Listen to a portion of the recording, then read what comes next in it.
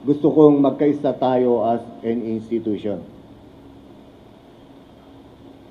We should be one in these common grounds, in trust, unity, and shared commitment to service.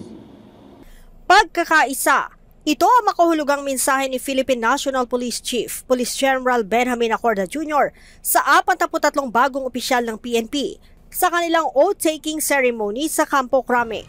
Sa kanyang talumpati, sinabi ni Chief PNP na mahalaga ang pagbubuklod ng bawat opisyal at tauhan ng PNP lalo na at maaaring subukin ang kanilang samahan sa mga darating na araw. Bagamat hindi niya sinabi kung ano ang posibleng pagsubok na harapin ng mga pulis o ng institusyon, pinigyang diin ito na kailangang maging matibay na nagkakaisa ang bawat tauhan at opisyal ng PNP.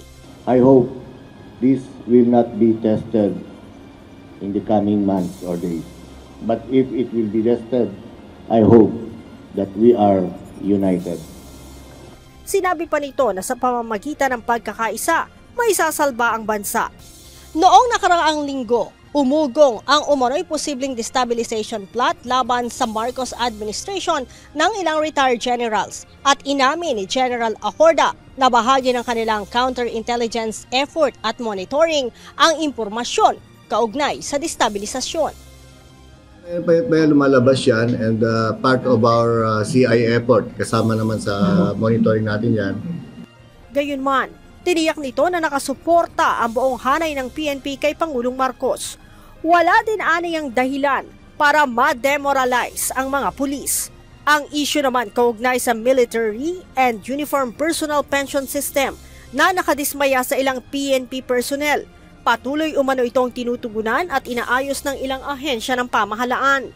Sa 43 bagong police officers, 14 dito ang mga chemist, 8 ang medical doctors, 6 ang abogado at mayroon ding dentist, psychologist, engineers at pari. Leia Ilagan, UNTV, News and Rescue. Diyos ang aming sandigan, serbisyo publiko ang aming pinahahalagahan.